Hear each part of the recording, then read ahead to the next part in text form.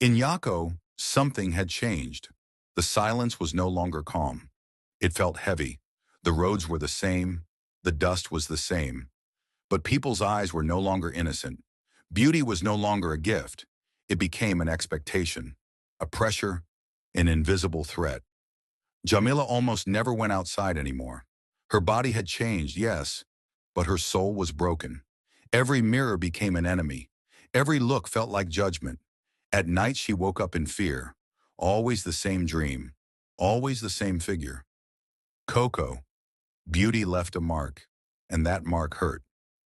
Rachida felt the weight of the stairs. Where there was once admiration, there was now expectation. She was no longer seen as a woman, but as a reference, a standard.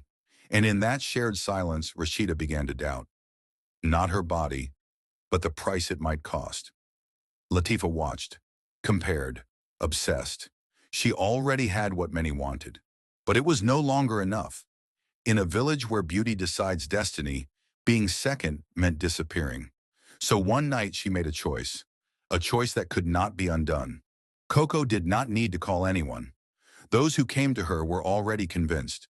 Her salon was not just a place, it was a border. Latifa entered with the determination of someone who wants everything without asking questions. And Coco smiled, a calm smile, a dangerous smile.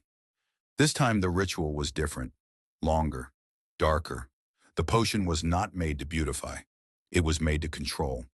When Latifa opened her eyes, she was unrecognizable.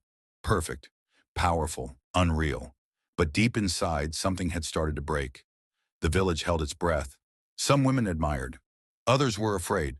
Latifa's beauty did not create envy. It created fear. Rashida understood one thing then. The race had changed.